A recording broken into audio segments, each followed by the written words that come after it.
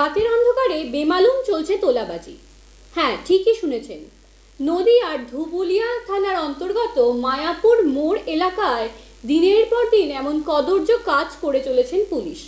আর সেই ছবি ধরা পড়েছে আমাদের সংবাদ মাধ্যমের ক্যামেরায়। 12 নম্বর জাতীয় সড়ক ডানখোলা থেকে কলকাতা প্রায় 322 কিলোমিটার।